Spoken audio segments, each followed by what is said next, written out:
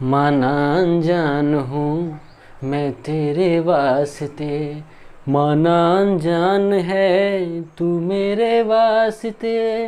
मैं तुमको जान लूँ तू मुझको जान ले, और दिल के पास आ इस दिल के रास्ते। मैं तुमको जान लूँ तू मुझको जान ले, इस जान से जान मिला, ताल से ताल मिला। नमस्ते, नमस्कार, जय हिंद, भारत माता की जय। मैं सत्यम ठाकुर स्वागत करता हूं आप लोगों को दरोगा अड्डा पे। और लॉकडाउन लग गया है अभी। जब चुनाव होता है तो सारा कोरोना भाग जाता है। ये भारत देश में यह नया मतलब कि नया नया सब देखने को मिल रहा है। यह बात कि जब चुनाव आता है, चाहे वह विधानसभा चुनाव हो चाहे लोकसभा, अभी तो हाल फिलहाल में पंचायती जो चुनाव होने वाला था वो रोक दिया गया है पंचायत चुनाव के, लेकिन विधानसभा और लोकसभा जो चुनाव होता है सारा कोरोना उस समय यहाँ से पलायन कर जाता है भारत से। जैसे ही चुनाव ख़त्म होता है फिर से सारा कोरोना आ जाता है यहाँ पर। ठीक है, तो यह सब स्थिति चल रहा है। तो कोरोना को आने दीजिए, जाने दीजिए। हम लोगों ने जो फॉर्म भर के रखा है, या जिस चीज़ के लिए तैयारी हम लोगों को करना है, जिस चीज़ के लिए हम अपना तैयारी कर रहे हैं, पढ़ाई कर रहे हैं, जो लोग नहीं पढ़ रहे हैं उसका तो बातें हटाइए। उन लोगों को पता चल रहा होगा कि जो लोग आज इस इतना बड़ा महामारी में, चाहे झूठा हो सच्चा हो जो भी हो, हम तो आज तक हम अपने आँख से एक भी कोरोना पेशेंट को मरते हुए नहीं देखे हैं। भगवान न करे कि ऐसा मौका हमको मिले देखने का। तो जो लोग कहीं बाहर कमाने के लिए गए थे, चाहे जो दूसरे के प्रति आश्रित है कि वो हम वहाँ हम काम करेंगे तो हमको कुछ मिलेगा, जो प्राइवेट है, तो कहीं ना कहीं बहुत ऐसा फैक्ट्री है जो बंद कर दिया गया है और वहाँ से लोग यहाँ पे पलायन कर रहे हैं। लोग भूखे मर रहा है। किसी के लिए जो कमाने खाने वाले लोग हैं जिसके कोई सेविंग नहीं है, वो क्या करेगा? ना उसको न वो कमा सकता है, ना घर से बाहर जा सकता है, कहीं नहीं जा सकता है। फ़ैन को हम बंद कर दिए, गर्मी काफ़ी है, फिर भी आप लोगों को असुविधा होगा सुनने में इसी के लिए। तो कहीं ना कहीं उन लोगों के सोचिए कि क्या हाल है जिससे घर में एक पैसा नहीं है, खाने के लिए एक दाना नहीं है, ना बाहर कमाने जा सकता है ना कुछ कर सकता है, तो फिर वही दिक्कत होगा। तो इस सब चीज़ को देखता है। लेकिन जो सरकारी जो लोग सरकारी नौकरी में हैं, या फिर जो कहीं ना कहीं जिनको इनकम का स्रोत है, जो मेहनत करके आगे निकले हैं, चाहे वो किसी भी क्षेत्र में हो, तो वो कहीं ना कहीं उसका पॉजिटिव देखने को मिल रहा है कि बैठे बैठे उन लोगों का काम चल जाता है, सेविंग है उन लोगों के पास, चाहे जो सरकारी नौकरी में उसका सैलरी आ रहा है।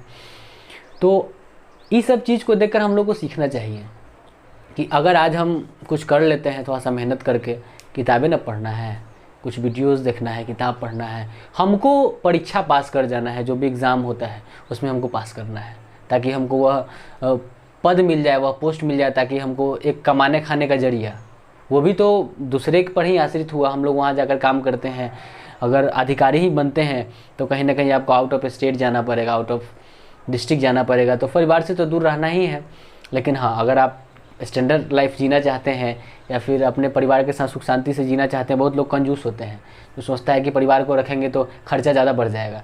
तो और बहुत लोग हैं जो चाहते हैं कि नहीं, हम जो भी हमको यह लाइफ मिला है माता पिता की वजह से मिला है, भाई बहन है जो भी है, सबको साथ में रख के क्या होगा, सेविंग तो है ही, अपनी जगह पे है। तो आप ऐसा कमाओ ना कि जहाँ आपको पैसा का मतलब कि वो नहीं हो, जहाँ 50,000 70,000 80,000 कमा रहे हैं, वहाँ अगर 20,000 निकल ही जा रहा है तो फिर भी कोई दिक्कत नहीं है।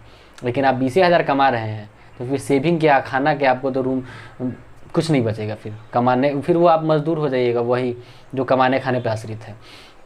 तो ऐसा नहीं होना चाहिए। तो कोरोना आया जाए उससे हमको मतलब नहीं है, हम पढ़ाई शुरू करेंगे और पढ़ाई को कंटिन्यू रखेंगे, जारी रखेंगे।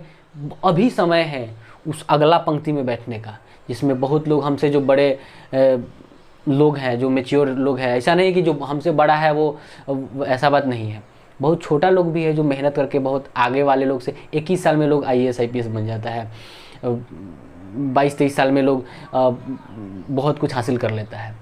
तो ऐसा बात नहीं है। अगर हम चाहें तो अभी से मेहनत करेंगे तो सब कुछ हो सकता है। ठीक है, और अभी समय है कि आप अगला जो लोग सफलता को प्राप्त करने के कगार पर है, जो लोग आगे निकल चुके हैं, पाक गया है, चूने वाला है, तो अभी समय है पकने का।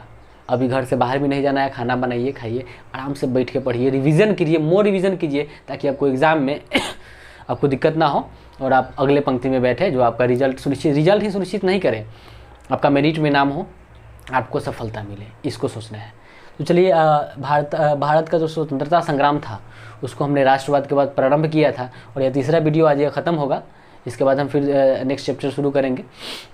2-3 वीडियो में अभी ये ख़त्म हो जाएगा आपका जो मॉडर्न हिस्ट्री का पार्ट है पूरी तरह से। तो हमने बताया था राष्ट्रवाद के बारे में कि पहले हमने राष्ट्रवाद पढ़ाया कि किस तरह राष्ट्रवाद क्या है।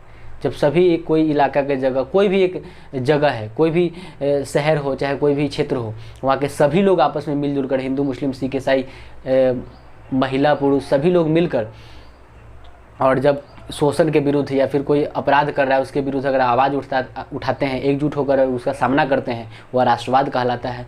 और राष्ट्रवाद से ही यह स्वतंत्रता संग्राम की जागृति हुई, और स्वतंत्रता संग्राम राष्ट्रवाद का ही देन है। हमने बताया था कि किस प्रकार राष्ट्रवाद, पिछले वीडियो में मैंने 2 वीडियो राष्ट्रवाद इसका पढ़ा हुआ है, भारत का स्वतंत्रता संग्राम का, और यह आपका द्वितीय चरण है। ठीक है, राष्ट्रवाद हमने बताया था कि 3 चरण, 1885 से लेकर 1905 तक का समय प्रथम चरण था, 1905 से 1919 तक का समय जो कि द्वितीय चरण है, जो कि उसका 2 वीडियो हो गया, और 1919 से 1947 तक का जो समय है जिसको तृतीय युग कहा जाता है, और मूल रूप से उसको गांधी युग भी कहा जाता है, वह तृतीय युग माना जाता है स्वतंत्रता संग्राम का। तो चलिए प्रारंभ करते हैं द्वितीय युग। आज ये द्वितीय जो था, द्वितीय युग जो था स्वतंत्रता संग्राम का, उसको आज हम ख़त्म करेंगे। तो चलिए द्वितीय चरण को ख़त्म करते हैं। इसमें क्या था, सबसे पहले कि 1919 में रॉलेट एक्ट आया था। रॉलेट एक्ट समझिए कि क्या था। रॉलेट एक्ट 1919 में आया, उसमें यही था कि बिना किसी दलील के, बिना किसी अपील के, माने कि आदमी को शक के आधार पर लोगों को गिरफ्तार करना प्रारंभ कर दिया अंग्रेज सब। और जब शक के आधार पर लोगों को बिना वकील, बिना अपील, बिना दलील जब गिरफ्तार करना प्रारंभ करता है, तो अब लोग सनक गए कि भाई ये कौन बात हुआ। किसी को भी, जो भी स्वतंत्रता क्रांतिकारी, अब मूल रूप से इसलिए किया गया था कि जो स्वतंत्रता संग्राम चालू था, जो क्रांतिकारी लोग थे, उन लोगों को पकड़ने के लिए, उन लोगों को अंदर डालने के लिए। तो कहा कि वो सब उपद्रव मचा रहा है, उसको किसी न किसी रूप में पकड़ना पड़ेगा। तो पकड़ने के लिए क्या करना पड़ेगा भाई, कुछ ना कुछ तो नियम लाना पड़ेगा। तो वही ये रॉलेट एक्ट लाया गया था, और इसी के विरोध में यह लाया कब गया था, 1919 में रॉलेट एक्ट। और इसको जो है, और यह कौन सी कमेटी पर आया था, अंग्रेज लाया था, किस कमेटी पर आया था, तो वह कमेटी था सेडिशन कमेटी था। इसी पर यह जो है आधारित है रॉलेट एक्ट। तो इसमें, और इसी रॉलेट एक्ट के विरोध के लिए, विरोध करने के चलते यहाँ के क्या नाम था, एक यहाँ पे जगह था पंजाब शायद, हाँ पंजाब में क्या हुआ कि डॉक्टर किचलू और डॉक्टर सत्यपाल, ये दोनों को गिरफ्तार कर लिया शक के आधार पर। वहाँ के वो स्थानीय नेता थे। जब गिरफ्तार कर लिया गया तो लोगों ने मिलकर उसका विरोध करना शुरू किया, क्योंकि वो वहाँ के नेता थे। जब विरोध करना प्रारंभ करते हैं तो विरोध में एक अमृतसर में एक जगह था, ठीक है, जालियांवाला बाग जगह था। तो उस बाग में सभी लोग बैठकर और एक सभा कर रहे थे। उसी समय जनरल डायर खबर कर देता है, बिना आदेश के कह देता है कि, मैंने बिना बताए यह आदेश देता है कि जाओ सबको भून दो। उसमें हज़ारों का हज़ार लोग मारे जाते हैं। तो चलिए इसी पर विशेष रूप से चर्चा किया जाएगा। तो चलिए हम प्रारंभ करते हैं। देखिए, सबसे पहले 1919 में रॉलेट एक्ट क्लियर हो गया समय। 1919 में कौन कमेटी था, प्रश्न बार बार पूछा जाता है, इसको भूलिएगा नहीं। यह था सेडिशन कमेटी था, ठीक है, अंग्रेज था यह। इसी के यही जो था इसका ये किया था, सिफारिश पर ये रॉलेट एक्ट तैयार हुआ था, कानून, ठीक है। उस समय अगर हम बात करें कि भाई वायसराय कौन था, तो वायसराय चेम्सफोर्ड था। क्लियर हो गया, वायसराय चेम्सफोर्ड था। इसको भारतीयों ने काला कानून कहा।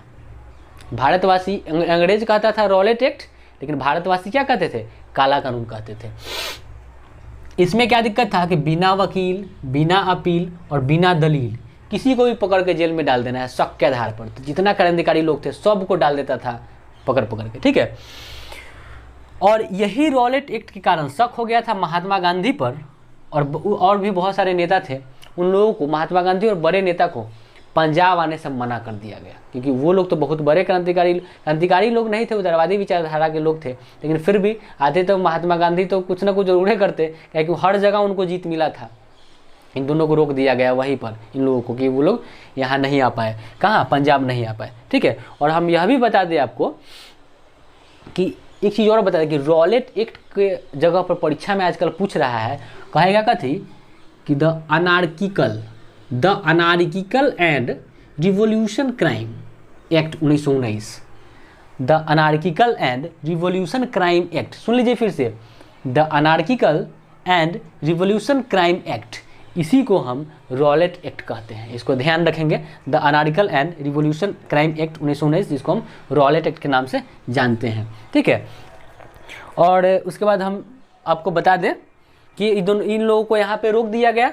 रोकने के बाद क्या होता है, अब इन दोनों को जब रोक दिया गया तो यहाँ का पंजाब का एक नेता थे, दो नेता थे वहाँ के स्थानीय नेता थे, ठीक है, पंजाब के, डॉक्टर सत्यपाल और डॉक्टर सैफुद्दीन किचलू, ये दोनों को पकड़ के जेल में भर दिया।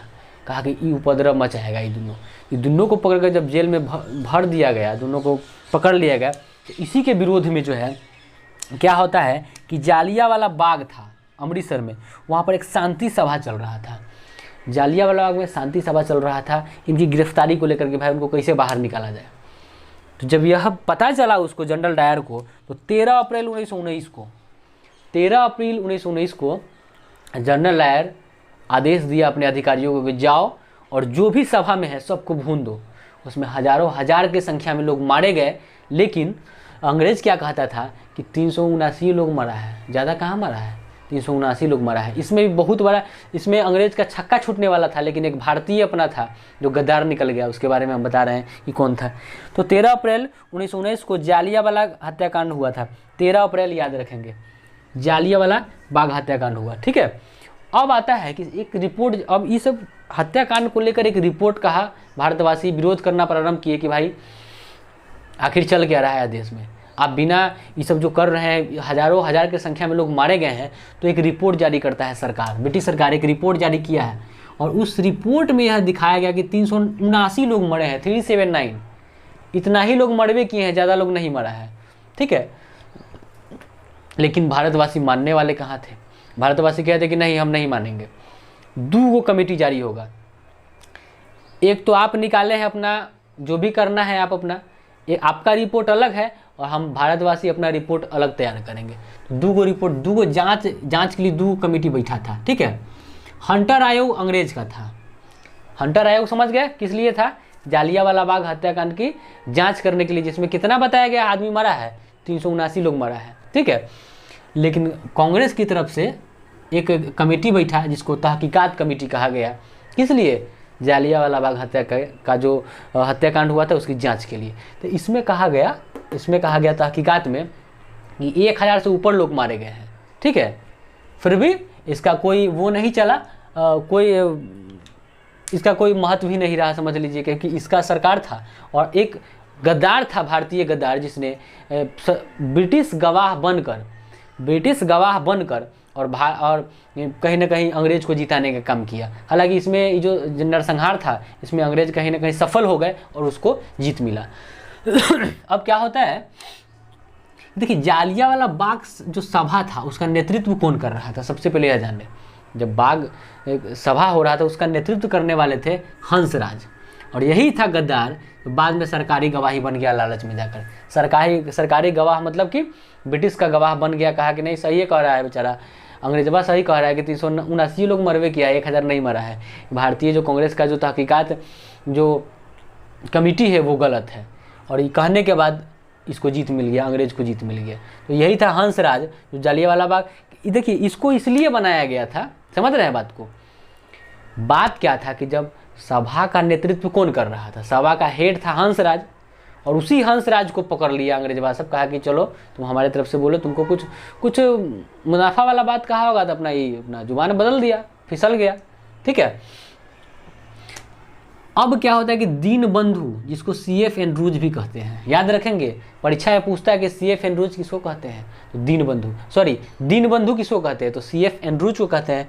CF एंड्रूज ने या दीनबंधु ने कहा कि जालियांवाला बाग जो नरसंहार है वह जानबूझकर की गई हत्या है।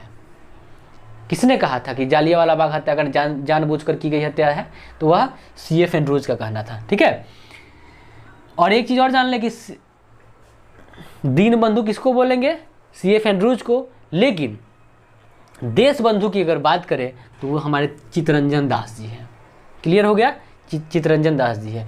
और यह जो जब यह घटना घटा, जालियांवाला बाग घटना घटा, तो क्या होता है कि रविंद्रनाथ टैगोर ने सर या नाइट की उपाधि लौटा दिया। ठीक है, सर कभी कभी पूछता है कि नाइट की उपाधि किसको मिला गया था, किसको मिला था, तो रविंद्रनाथ टैगोर को अंग्रेज दिया था। ठीक है, नाइट की उपाधि कहिए चाहे सर की उपाधि कहिए, यह अंग्रेज दिया था किसको, रविंद्रनाथ टैगोर को। और यही उपाधि सर और नाइट की उपाधि रविंद्रनाथ टैगोर ने जालियांवाला बाग नरसंहार के चलते मतलब कि वो कर दिया, लौटा दिए। और कहते हैं रविंद्रनाथ टैगोर कि हम अपने देशवासी भाई के लिए बिना उपाधि के लिए ऐसा ऐसा 100 उपाधि हम कुर्बान कर देंगे, हम अपने देशवासी के लिए और भारत के लिए, और कहकर और लौटा दिए थे और अपना इसमें कूद गए थे। इनका जो संग्राम था इसमें इन्होंने अहम रूप से भूमिका निभाया। ठीक है, एक चीज़ और, इसी को लेकर, जालियांवाला बाग हत्याकांड को लेकर ही शंकरन नायर जी थे, इन्होंने ये वायसराय की कार्यकारिणी परिषद से त्याग पत्र दे दिए। शंकरन नायर जो थे, इन्होंने भी कहा कि भाई बहुत बड़ा नरसंहार हुआ है, यह कोई बात नहीं हुआ कि आप बिना पूछे किसी को गोली मार दीजिएगा, आप इतना अधिक मतलब कि क्रूरता के साथ, या कहीं ना कहीं शोभनीय बात नहीं है। तो इन्होंने भी शंकरन नायर जी थे, वायसराय के जो कार्यकारिणी परिषद था उससे भी त्यागपत्र दे दिए। त्यागपत्र कितने आदमी ने दिए, एक आदमी ने, शंकरन नायर ने, लेकिन सर और नाइट की उपाधि किसने लौटाया था, रविंद्रनाथ टैगोर ने। चलिए अब क्या होता है, अब जानते हैं कि हंटर कमेटी अक्टूबर 1919 में, 13 अप्रैल 1919 में जालियांवाला बाग हत्याकांड हुआ, लेकिन अक्टूबर 1919 में हंटर कमेटी के गठन होता है, अक्टूबर 1919 में। ठीक है, इस हंटर कमेटी में क्या होता है कि 5 गो अंग्रेजी अधिकारी था और 3 गो भारतीय अधिकारी था। ठीक है, हंटर कमेटी में कुल कितना सदस्य, 8 सदस्य, 5 गो अंग्रेज था, अपने भारतवासी कै गो थे, 3 गो थे। अब सुन लीजिए कौन कौन थे, तीनों भारतीय कौन कौन थे, चीमनलाल सीतलवार, 3 गो भारतीय थे ना, पहला चीमनलाल सीतलवार, साहबजाद, दूसरा हो गए साहबजाद, इनका नाम था साहबजाद सुल्तान अहमद। पहला चीमनलाल सीतलवार, साहबजाद सुल्तान अहमद, और तीसरा था जगत नारायण। नाम में फिर से याद कीजिए, चीमनलाल सीतलवार एक ही नाम है, चीमनलाल सीतलवार हो गए, साहबजाद सुल्तान अहमद, दूसरा थे साहबजाद सुल्तान अहमद, और तीसरा जगत नारायण जी थे। ये तीनों हंटर कमेटी के जांच समिति के सदस्य थे। ठीक है, लेकिन दूसरा जो था वह हमने बताया, दूसरा आपका जो कांग्रेस की तरफ से ताकि जो कमेटी था इसको जांच करने के लिए, वो था तहकीकात कमेटी कहिए। इसके अध्यक्ष की अगर बात कर ले तो मदन मोहन मालवीय थे। ठीक है, तहकीकात समिति के जो अध्यक्ष थे वो मदन मोहन मालवीय थे, इसको हमेशा याद रखेंगे। ठीक है, मदन मोहन मालवीय थे। अब क्या होता है सो जान लीजिए, महात्मा गांधी, ठीक है, और मोतीलाल नेहरू ये भी इसमें शामिल थे। अध्यक्ष थे मदन मोहन मालवीय।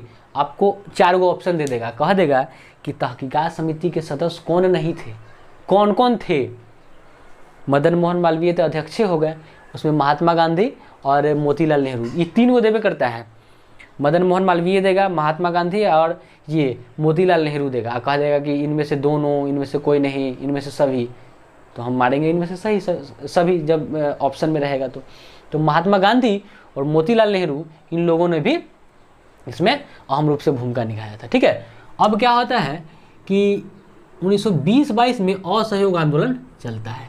ये तो हम बताए ही थे कि 1920 से 22 में जो है असहयोग आंदोलन चला। ठीक है, अब क्या होता है कि जनरल डायर, ठीक है, जनरल डायर को उधम सिंह ने मार दिया।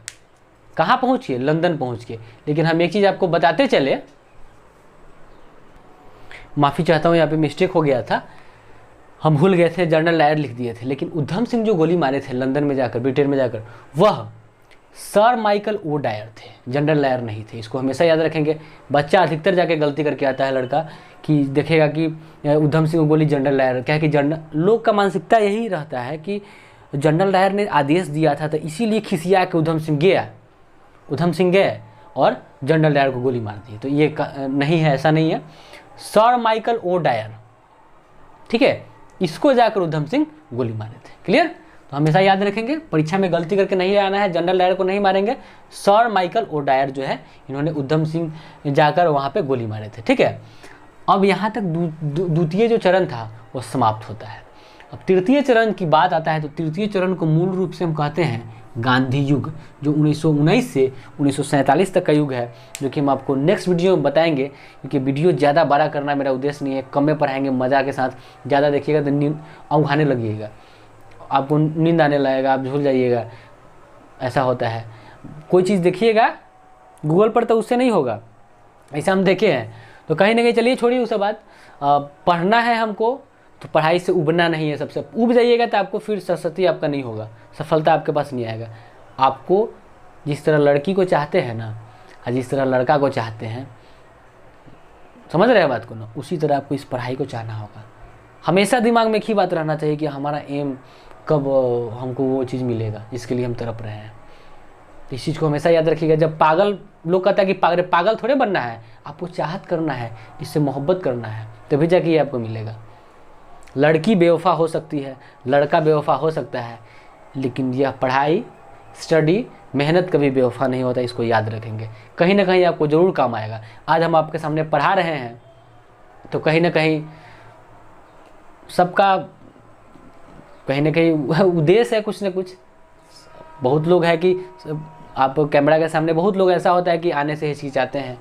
ठीक है, मतलब हम अपने आप की बड़ाई नहीं कर रहे हैं, हम एक बात बता रहे हैं। तो ये क्षमता सबके पास होना चाहिए कि हाँ कुछ जाकर कुछ पढ़ा है, कुछ जो कुछ हो, जितना नॉलेज हो आपके पास, वो आप किसी के सामने रखिए जो उसको फ़ायदा पहुंचाए। तो चलिए, धन्यवाद, मिलते हैं नेक्स्ट वीडियो स्वतंत्रता संग्राम का तृतीय चरण को लेकर। नमस्कार।